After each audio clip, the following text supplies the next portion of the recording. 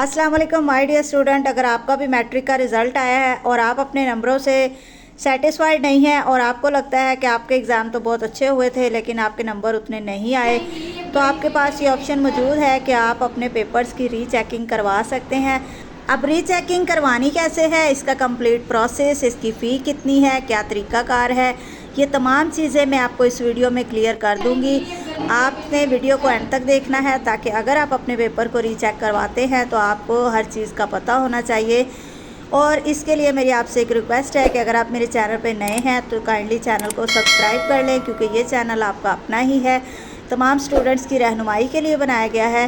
Future में भी आपको कभी भी एजुकेशन से रिलेटेड कोई प्रॉब्लम हो तो आप कमेंट में मेरे से पूछ सकते हैं, मैं आपको गाइड कर दूँगी। तो चलिए अब हम शुरू करते हैं कि पेपर की आखिर रीचेकिंग करवानी कैसे है।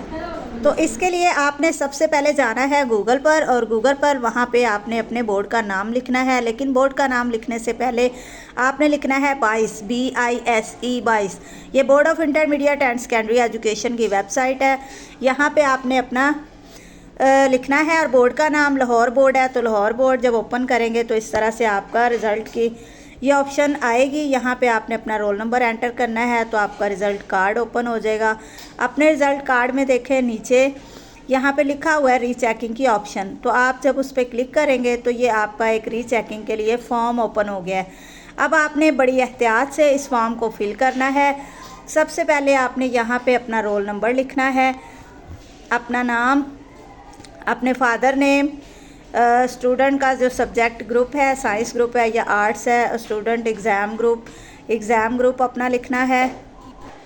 उसके बाद यहाँ नीचे आपने अपने एग्ज़ाम का नेम लिखना है, एग्ज़ाम का ईयर लिखना है, मोबाइल नंबर लिखना है, एड्रेस लिखना है, और ये नीचे आपके सब्जेक्ट शो हो रहे हैं। इनमें से आप कितने पेपर्स की रीचेकिंग करवाना चाहते हैं, इन पे आप टिक लगा लें।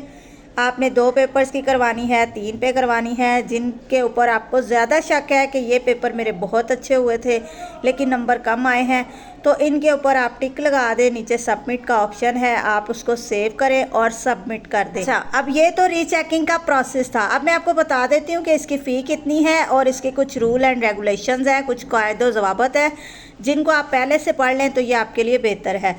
नंबर 1 है, रीचेकिंग के लिए अप्लाई करने से पहले हदायत को गौर से पढ़ लें। ये तमाम चीज़ें आपने गौर से पढ़ लेनी है। नंबर 2 है, फॉर्म फिल करने से पहले फ़ीस आपने बैंक में जमा करवानी है, और रीचेकिंग फ़ी 1500 रुपये फ़ी पर्चा और 100 रुपये फॉर्म प्रोसेसिंग फ़ी है। यानी ये जो फॉर्म फिल किया है 100 रुपया इसकी फ़ीस है और 1500 रुपया फ़ी पर्चा आपकी फ़ीस है।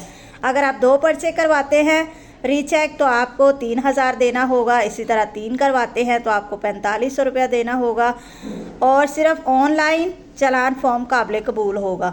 यानी अगर आपने रीचेक करवाना है तो इसके लिए फ़ीस सबमिट करवानी है। फ़ीस सबमिट करवाने से पहले बोर्ड की वेबसाइट पे एक चालान होता है, वो चालान का प्रिंट निकाल के बैंक में लेकर जाना है, और वहाँ जाके आपने अपनी फ़ीस जमा करवानी है पेपर की रीचेकिंग के लिए। इसके अलावा भी ये कुछ बातें हैं, ये हम पढ़ लेते हैं कि ये क्या क्या चीज़ें हैं। उम्मीदवार रीचेकिंग के लिए दरख्वास्त जमा कराने से पहले इन हदायत को अच्छी तरह पढ़ लें और मुत्तफिक होने की सूरत में ही दरख्वास्त दें। अच्छा, ये वो चीज़ें हैं, जब आप पेपर रीचेकिंग के लिए दरख्वास्त देंगे तो आपको आपकी जवाबी कापी यानी आपका पेपर दिखाया जाएगा, तो आपने अपने पेपर में ये चीज़ें देखनी हैं। नंबर 1 ये देखना है कि जवाबी कापी के टाइटल सफ़ा पर नंबरों के मीज़ान में कोई गलती तो नहीं, यानी उसके ऊपर जो फ्रंट पेज के ऊपर आपके नंबर टोटल किए हुए हैं टोटल में कोई गलती तो नहीं। नंबर 2 हर सवाल के तमाम पार्ट्स के नंबर को यकजा करके सवाल के आखिर में दुरुस्त दर्ज हैं, यानी तमाम सवालों के नंबर जो टोटल किया गया है उसमें तो कोई गलती नहीं।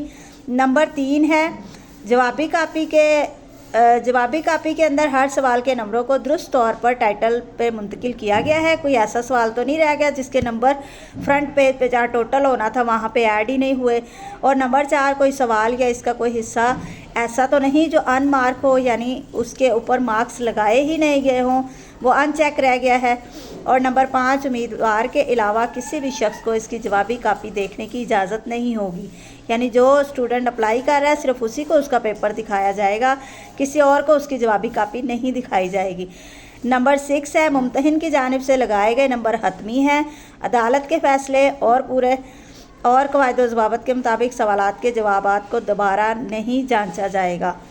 इस रीचेकिंग में आपके सवालों के जवाब दोबारा से नहीं चेक किए जाएंगे, सिर्फ आपने नंबरों चेक करने हैं कि किसी सवाल के कोई नंबर मिसिंग है या टोटल में गलती है या इस तरह की चीज़ें आप सिर्फ चेक कर सकते हैं। तो अगर किसी सवाल के नंबर जो है वो मिसिंग हुए तो वो आपके ऐड कर दिए जाएंगे। इसके अलावा पेपर के सवाल जो है long question, short question, MCQs, उनको दोबारा रीचेक नहीं किया जाएगा, सिर्फ आप मार्क्स वो वाले ऐड करवा सकते हैं जो मिसिंग हैं, जो टोटल में ऐड नहीं। तो ये तमाम इंस्ट्रक्शंस हैं। अगर आप इन तमाम इंस्ट्रक्शंस से एग्री हैं तब आप रीचेकिंग के लिए अप्लाई कर दें। वीडियो अगर आपके लिए हेल्पफुल साबित हुई है तो वीडियो को लाइक कर दें और मज़ीद फ्यूचर में मज़ीद गाइडेंस के लिए मेरे चैनल को सब्सक्राइब कर लें। अल्लाह हाफिज़।